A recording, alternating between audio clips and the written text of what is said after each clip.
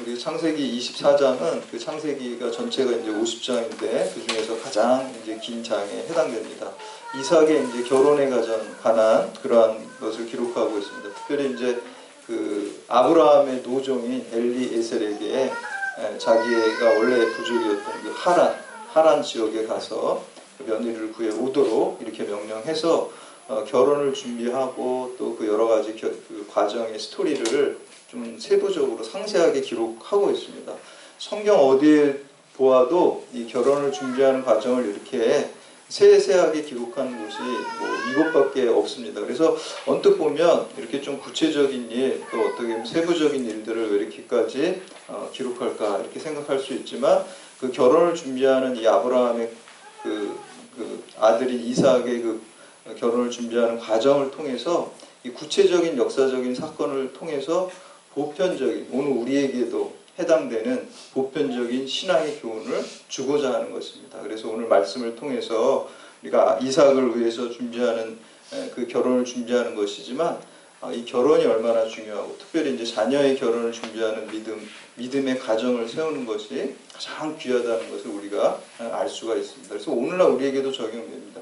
여러분이 이제 누구나 다 가정 안에 있죠. 아직 결혼 안 하신 분들은 부모님하고 이제 형제들하고 같이 살고, 또 결혼하신 분들은 부부와 또 자녀들을 두고서 이렇게 가정을 꾸리는데, 그 가정이 믿음의 가정으로 세우는 것이 가장 귀합니다.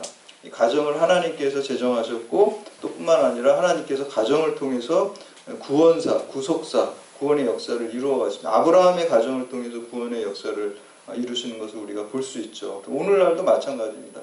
가정이 제일 중요합니다. 가정이 하나님의 그 구원의 역사를 이루어지고, 또 교회도 우리가 한 아버지 하나님을 모시는 우리가 가정 공동체입니다. 교회가 가정같이 돼야 됩니다. 가정처럼 사랑이 넘치고 화목한 그러한 교회가 되는 것이 하나님이 원하시고, 바로 이러한 사랑이 이 교회 공동체, 가족과 같은 교회 공동체를 통해서 흘러나가는 것이죠. 그래서 우리가 경찰대학교회가 이렇게 가정처럼 하나 아버지를 모시는 가족과 같은 사랑이 가득한 교회가 돼서 이 사랑이 여기서 머무는 게 아니라 대학으로 흘러넘치는 거예요. 그래서 많은 사람들이 우리 하나님 자녀가 될 수 있도록 우리가 초청하고 초대하는 그 사명을 잘 감당하신 여러분들 되시기를 주님의 이름으로 축복합니다. 이 오늘 본문에 보면 이 엘리에셀이 이제 가나안에서 하란이라는 곳, 그 아브라함이 살던 하란에 가서 이제 그 며느리를 구해오라고 이렇게 명령을 받고 가는데, 이제 거리가 하란이라는 곳은 지금의 터키고 가나안은 지금 이스라엘이에요. 그래서 거리가 대략 이제 800km 정도 이렇게 되는데, 지금 대략 그 서울에서 부산이 한 400km 정도 이렇게 되잖아요. 그래서 그러니까 서울하고 부산을 왕복하는 거리입니다. 근데 이제 지금이야 뭐 KTX 타고 금방 가고, 또 자가용 타고 가고, 또 도로도 잘 돼 있고, 또 이정표도 잘 돼 있기 때문에 그냥 쉽게 가지만, 이때 당시에는 뭐 무슨 KTX나 무슨 차량 뭐 이런 게 전혀 없잖아요.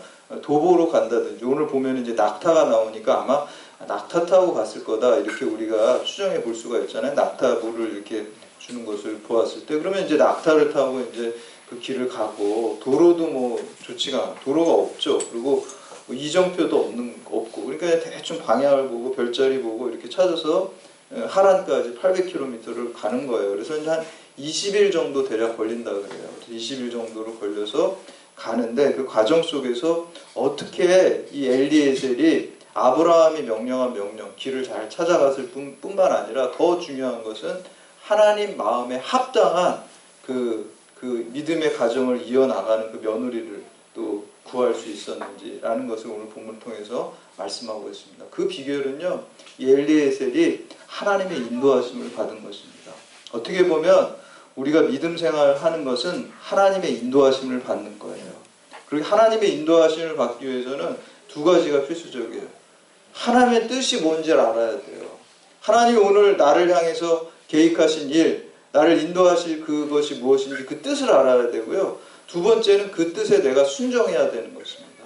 그래서 오늘 말씀 통해서 이 뜻을, 하나님의 뜻을 엘리에셀이 잘 분별하고 그 뜻을 순종하는 그 비결이 무엇인지 우리가 함께 살펴봄으로써 오늘 엘리에셀의 기도문도 많이 나오고 있어요. 엘리에셀의 그 믿음, 또 여기에는 또 아브라함 믿음이 전해진 거죠. 엘리에셀에게.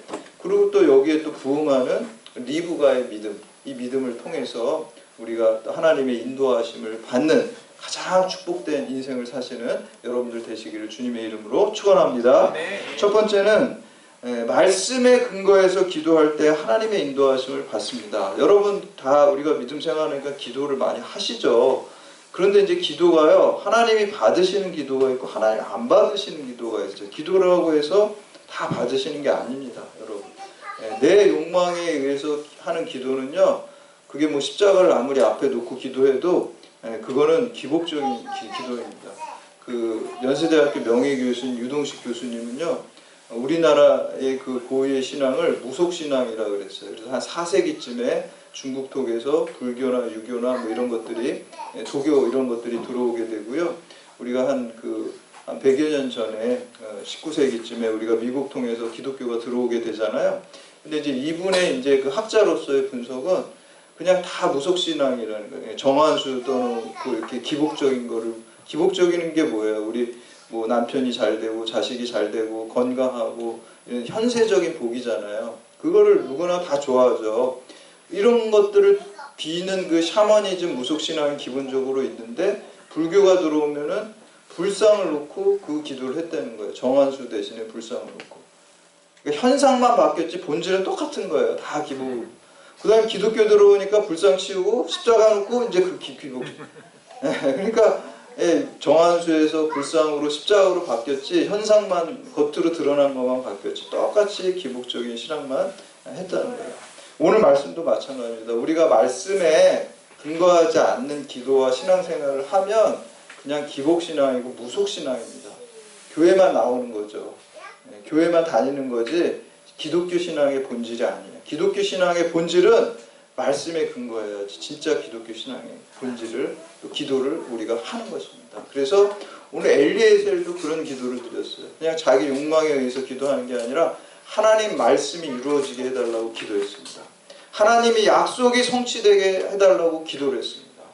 그래서 기복신앙과 우리가 기독교 신앙의 차이점은, 기복신앙은 자기의 욕망에 근거해서 기도하는 거, 믿는 것이고, 기독교 신앙은 하나님의 말씀에 근거해서 기도하고 하나님의 말씀이 이루어지고 하나님의 약속이 성취되는 것을 믿는 것입니다. 그래서 오늘 그 엘리에셀의 기도가, 기독교적인 신앙의 기도가 12절에서 14절에 나오고 있습니다.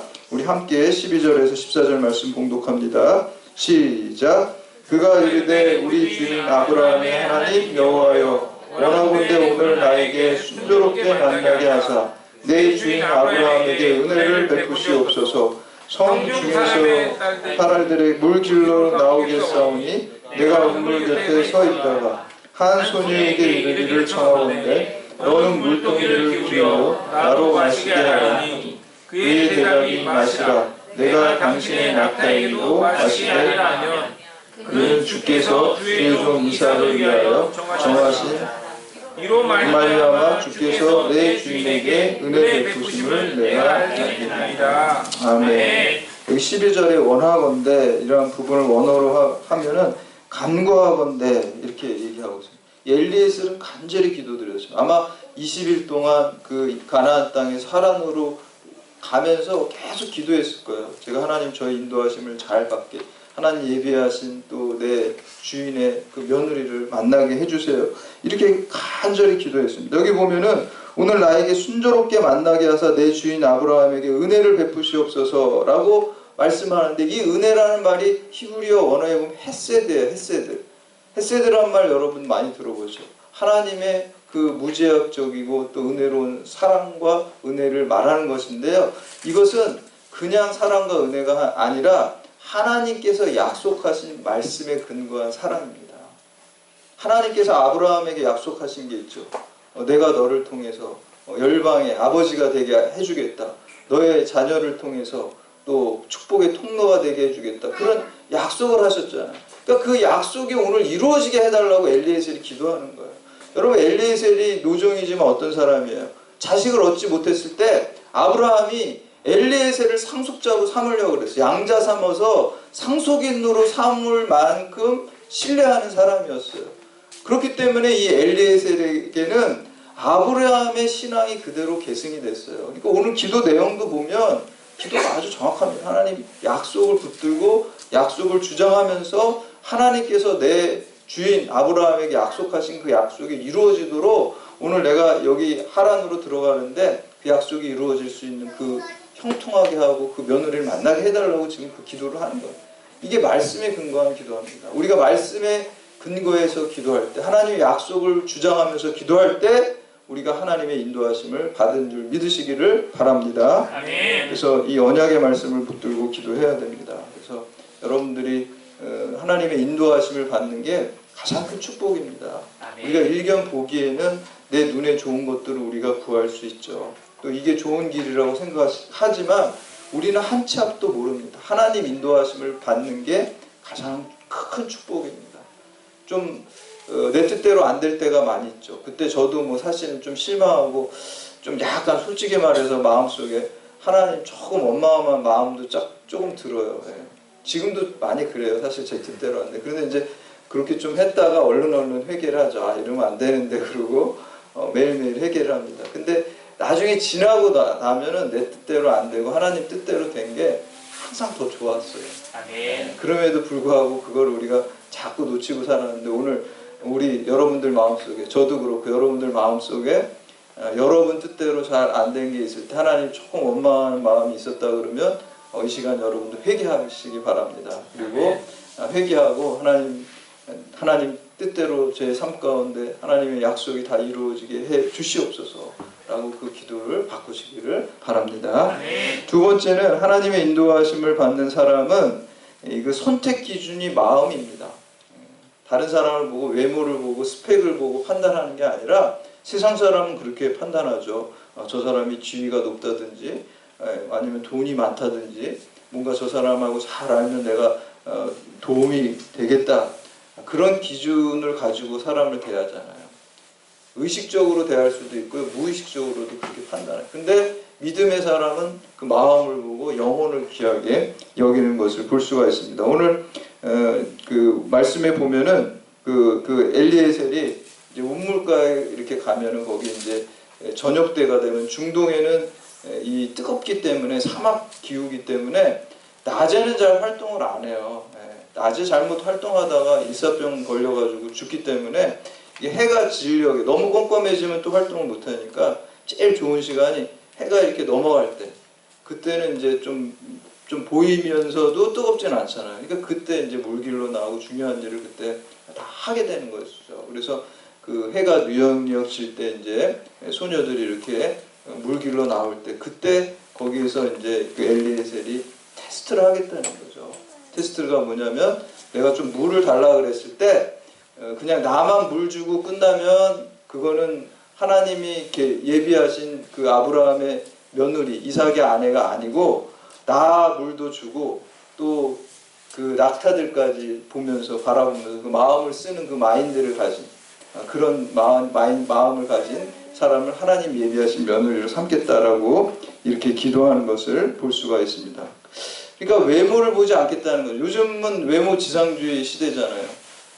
무슨 이렇게 육체적인 외모뿐만 아니라 거기에 외모라는 건 다 포함되어 있어요. 뭐 어떤 재력이나 무슨 지위나 뭐 그런 게 다 포함되어 있는 거잖아요. 뭐 멋있고 예쁜 것뿐만 아니라. 그래서 사람들은 외적인 조건들만 이렇게 따지는데 믿음으로 사는 것은 중심을 보고 마음을 보는 거예요. 우리 성경에 보면 하나님 인간의 외모를 보지 않고 마음과 중심을 본다고 말씀하시잖아요. 그리스도인으로 사는 거는 하나님의 시각을 갖고 사는 거예요. 하나님의 눈을 갖고 사는 거예요.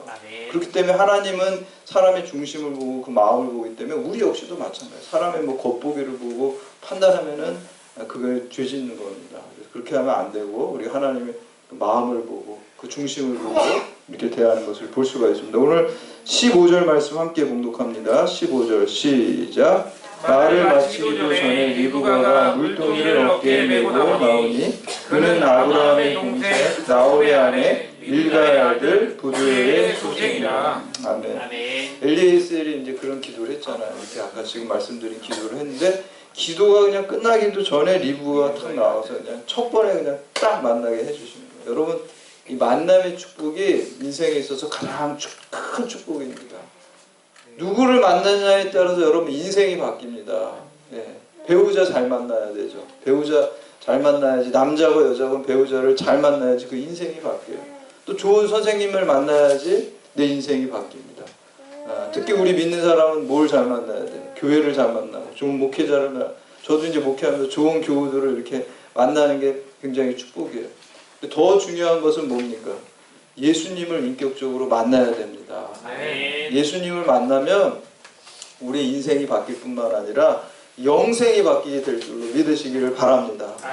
영원한 생명을 예수님을 우리가 꼭 만나야 돼. 예수님 인격적으로 만나야 돼. 이렇게 만남이 축복이고 결국 인생이라는 건 다 만남과 관계거든요. 하나님과 관계고 사람과의 관계로 다 이루어져 있습니다. 그래서 여러분 만남이 굉장히 중요한데 만남을 가만히 생각해 보면 만남이 이 능동적인 것보다 수동적이에요. 예. 물론 이제 무슨 목적과 계획을 가지고 내가 저 사람하고 친해져야지 해가지고 뭐 이렇게 접근하는 경우도 있죠. 뭐 정치적인 사람이라든지 정치적이지 않은 사람 또 뭐 사기꾼. 예. 사기꾼은 또 저 사람 돈을 어떻게 내가 어떻게 사기쳐가지고 빼내야지 하고 의도적으로 접근하는 거잖아요. 그렇죠? 그래서 이제 뭐 연예인들 같은 경우도 막 사기 많이 당하잖아요. 이렇게 목돈이 있으니까 접근해가지고 그런 거 아닌 이상 대부분의 만남은 수동적이에요.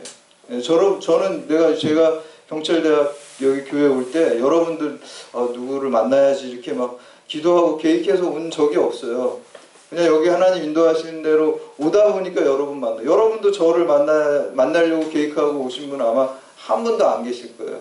오고 보니까 그냥 저를 만나고 이 교회를 만난 거죠. 그래서 이 만남이라는 것은 우리가 수동적인데 이 수동적인 거는 하나님의 축복이고 하나님의 인도하심이라는 것입니다. 근데 오늘 엘리에셀이 딱 리브가를 만나게 돼요. 하나님의 계획과 섭리가 있어요. 그럼 만나서 뭐 하라는 겁니까?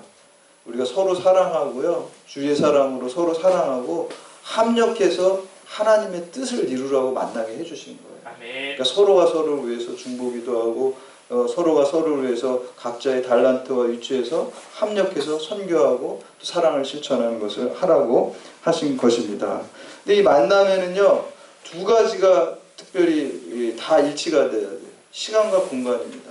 역사의 많은 시간 속에서 우리가 이 동시대를 살아야 되고요. 이 세계의 많은 공간 중에서 우리가 대한민국, 특별히 경찰대 이 같은 공간에 있어야지 만날 수 있는 거예요.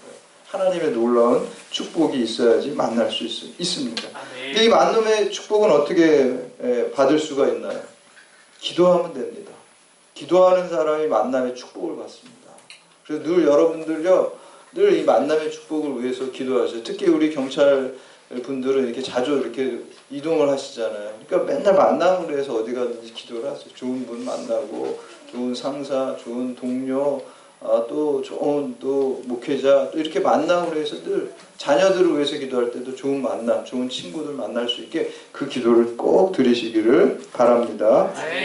이렇게 이제 보니까 리브가를 만났는데 리브가가 뭐라고 소개를 합니까? 아브라함의 동생 나홀의 아내 또 밀가의 아들 부두엘의 소생이라고 말합니다.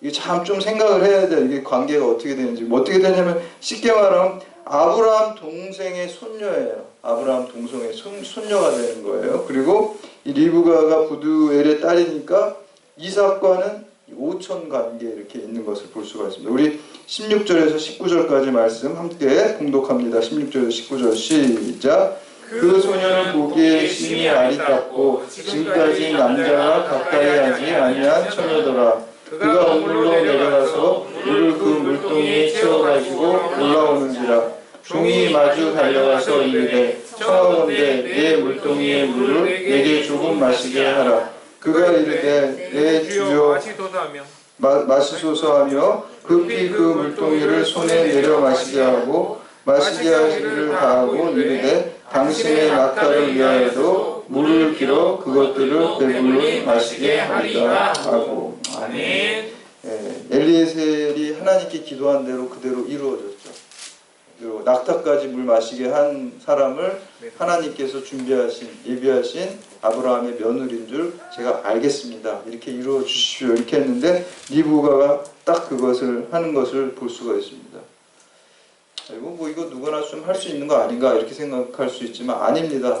이게 엄청 어려운 일입니다. 이 운물이요, 우리나라 같이 무슨 이렇게 두레박 이런 운물이 아니에요. 이렇게 밑으로 내려가는 거, 한참 내려가야 돼요. 저도 그 작년에 성지순례 왔을 때 그 베데스다 38년 된 그 병자 고친 그 베데스다 연못 있잖아요. 거기도 우리 육지에서 그냥 낭떠러지 같이 그냥 한참 내려가야 돼요. 잘못하면 다치게 생겼어요. 한참 내려가서 물이 있어요.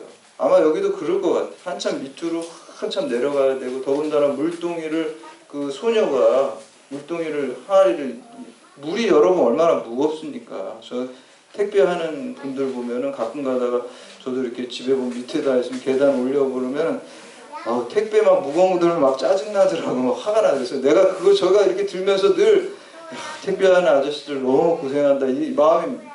물도 마찬가지예요. 물도 무겁잖아요. 물 가득 채워가지고 들면은 너무너무 무겁습니다. 근데 그 소녀가 한 사람 물 주는 것도 사실 귀찮은데 낙타를 문주는, 낙타는요 사막을 이동할 때 물을 안 마셔요. 그래서 사막에서 그 낙타를 어떤 운송하는 동물로 사용하는 거거든요. 낙타는 물을 안 마셔요.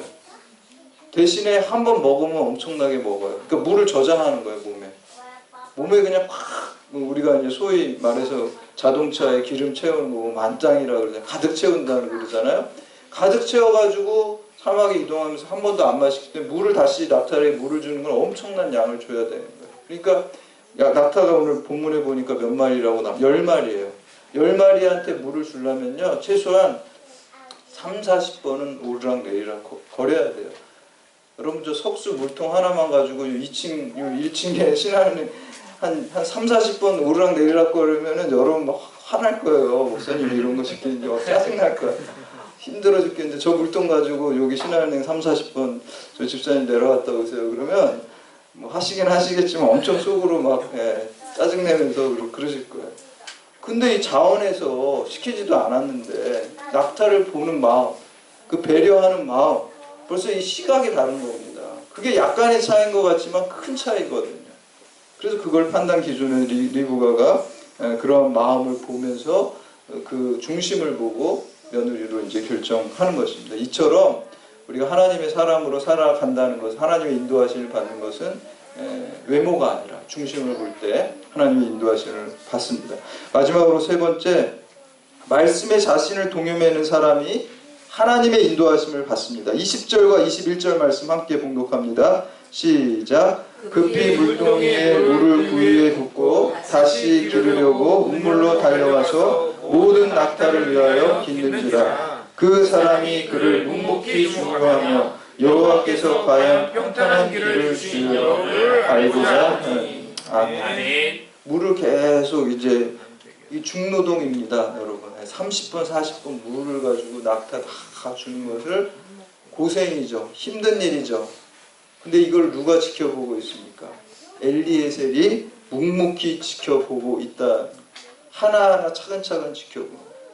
여러분 인생 가운데 힘든 일이 있습니까? 고난이 있습니까?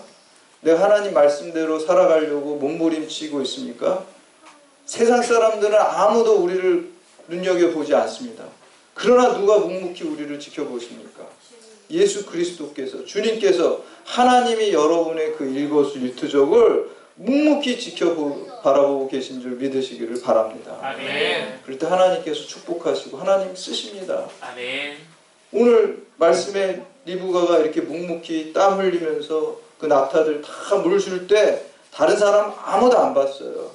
엘리에셀만 집중해가지고 본 거예요. 하나님의 계획하신 며느리인지 아닌지, 하나님께서 저 여성을 통해서 구원의 역사를 이루어 가실 건지 아니, 거기에 초점을 들여서 보았다는 거예요. 여러분 세상 사람들이 내가 하나님 뜻대로 살고 힘든 가운데 말씀 지키면서 사는 거를 알아주고 안 알아주고는 중요한 게 사실 아니에요. 여러분 누가 알아주면 됩니까? 주님께서 알아주시면 되는 겁니다. 근데 주님께서는 우리가 말씀대로 살아갈 때, 말씀의 나를 동요매고 살아갈 때 우리를 주목하고 묵묵하게 우리를 바라보고 계십니다. 아멘. 그리고 우리를 사용하시고 축복하시고 우리를 천국으로 인도해 주시는 줄 믿으시기를 바랍니다. 아멘. 여러분 이 리브가라는 이름 자체에 그런 뜻이 있어요. 이 리브가라는 이름이요, 고리, 끈이라는 뜻이 있어요. 근데 이 리브가라는 이 고리끈이 동사로 라바크라는 그 히브리어 동사인데 이 라바크가 동요 매다라는 뜻이에요. 여러분 이 동요 매는 거예요. 어디다 동요 맵니까? 하나님의 말씀에다 나를 동요 묶는 거예요. 내가 하나님의 말씀에서 떨어지지 않도록 이 동요 매는 게 바로 리브가입니다. 아멘. 그 선한목자교회 그 유기성 목사님 사모님이 이름이 리브가더라고요. 보니까 지난번에 세미나 가서 이렇게 만나보고 이렇게 강의를 들었는데 박 리브가라고 리브가 이름이 너무 좋은 거예요. 동요 매는 거예요. 하나님 말씀에 나를 동요 매는 거예요. 우리의 죄악된 본성이 하나님 말씀으로 떨어져 나가고 세상의 욕망으로 나가려고 할 때 나를 쳐서 나를 하나님의 말씀에 동요 맬 때 우리가 하나님의 인도하심을 받으실 줄 믿으시기를 바랍니다. 아멘. 여러분 하루하루 매일매일 여러분 말씀 읽고 말씀을 묵상하는 이유가 이 말씀이 생명의 말씀이고 진리의 말씀이기 때문에 이 말씀에 나를 동요매고 기도하고 이 말씀에 순종하는 삶을 통해서 오늘 여러분 이 시간에도 오늘 이 시대 이 경찰대학에 여러분들 하나님께서 보내주셨는데 하루하루 말씀에 여러분들을 리브가와 같이 동요매서 하나님의 약속이 하나님의 뜻이 하나님의 말씀이 여러분을 통해서 다 이루어지는 축복의 통로가 되시기를 주님의 이름으로 축원합니다. 아멘. 이제 다 같이 자리